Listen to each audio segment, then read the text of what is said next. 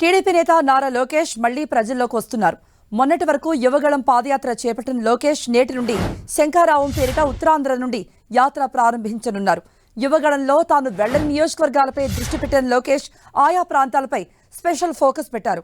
ప్రజల్లోకి టీడీపీని మరింతగా బలంగా తీసుకెళ్లే ప్రయత్నాలు మొదలుపెట్టారు లోకేష్. ఎన్నికలు సమీపిస్తుండటంతో ప్రచారంపై ప్రత్యేక దృష్టి పెట్టింది టీడీపీ. రాష్ట్ర వ్యాప్తంగా సభలు, సమావేశాలు, యాత్రలు నిర్వహిస్తోంది. రా కదలిరా పేరిట 20 పార్లమెంట్ నియోజకవర్గాల్లో సభలు నిర్వహించారు ఆ పార్టీ అధినేత చంద్రబాబు. మరోవైపు చంద్రబాబు సతీమణి భువనేశ్వరి సైతం నిజం గెలవాలి పేరిట యాత్ర నిర్వహిస్తూ జిల్లాల్లో పర్యటిస్తున్నారు.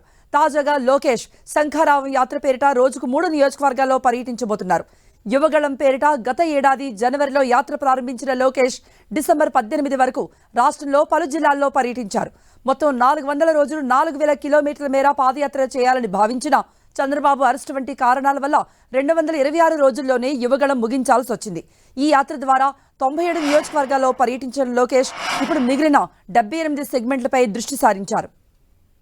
శ్రీకాకుళం జిల్లా ఇచ్చాపురం నుండి తన యాత్ర ప్రారంభించనున్నారు లోకేష్. ఇవాళ ఇచ్చాపురంతో పాటు పలాస, టెక్కలి నియోజకవర్గాల్లో లోకేష్ పర్యటిస్తారు. ఈ సందర్భంగా ప్రజల కష్టాలు అడిగి తెలుసుకోవడంతో పాటు టీడీపీ నేతలు, కార్యకర్తల్ని స్వయంగా కలిసి వారిలో ధైర్యం నింపాలని భావిస్తున్నారు. మరిన్ని అప్డేట్స్ ఇవ్వడానికి మా ప్రతినిధి బాలు సిద్ధంగా ఉన్నారు. బాలు, లోకేష్ షెడ్యూల్ ఏ విధంగా ఉండబోతోంది? లోకేష్ తో పాటు ఇంకెవరైనా టీడీపీ ముఖ్య నేతలు పాల్గొనబోతున్నారా?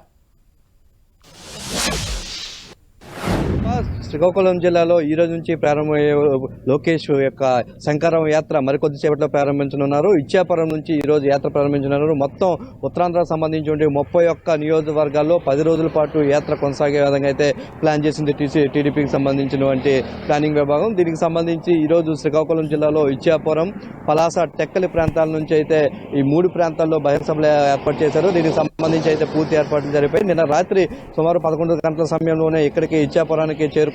రాజావారి గ్రౌండ్ కి చేరుకుని అక్కడే బస్ చేశారు లోకేష్. అక్కడి నుంచి ఈ రోజు ఉదయం సెల్ఫీ విత్ లోకేష్ కార్యక్రమం తర్వాత కొంతమంది క్యాడర్ తో మమేకమవుతున్నారు. ఆ తర్వాత బహిరంగ సభలో పాల్గొనున్నారు. దీనికి సంబంధించి అనేక మంది ఎవరైతే క్లస్టర్ కోఆర్డినేటర్లు ఉన్నారో వారితో పాటు ప్రధానమైనటువంటి కార్యకర్తలకు వీరు పిలుపునిస్తున్నారు. దాంతోపాటు కొంతమంది ప్రజలతో కూడా మమేకమయ్యే పరిస్థితి ఉంది. దీంతో పాటు ఎవరైతే ఈ సూపర్ 6 సంబంధించి ఉన్నారో సూపర్ 6 కిట్లను కూడా ఈ రోజు లోకేష్ యొక్క కార్యకర్తలకు అందజేయనున్నారు. దాంతో పాటు వివిధ ఉద్యోగ సంఘాలు, విద్యార్థి సంఘాలతో కూడా లోకేష్ మాట్లాడనున్నారు. వారి సమస్యలను తెలుసుకున్నారు. ముఖ్యంగా ఏదైతే వైసీపీ ప్రభుత్వం చేస్తుంది, కొన్ని సమస్యలు ఉన్నాయో ఆ సమస్యలన్నింటినీ కూడా ఈ ప్రజలకి వివరించేందుకే తాము వస్తున్నామని చెప్తున్నారు. ముఖ్యంగా వైసీపీ ప్రభుత్వంలో ఈ ప్రజలు ఇబ్బందులు పడుతున్నారు. ట్యాక్సెస్ వీటన్నిటిపై ఒక స్పష్టమైన దిశానిర్దేశం అయితే కార్యకర్తలకు ఇస్తామంటూ కూడా చెప్తున్నారు. దీనిలో భాగంగా ఈ రోజు మొదటి రోజులో భాగంగా శ్రీకాకుళం జిల్లా పలాస, ఇచ్చాపురం, టెక్కలి ప్రాంతాల్లో జరగనుంది. రేపు శ్రీకాకుళం నియోజకవర్గంతో పాటు అటు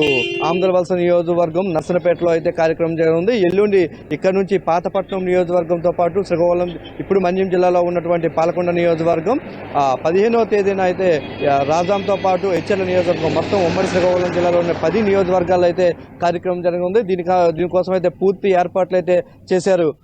కృప.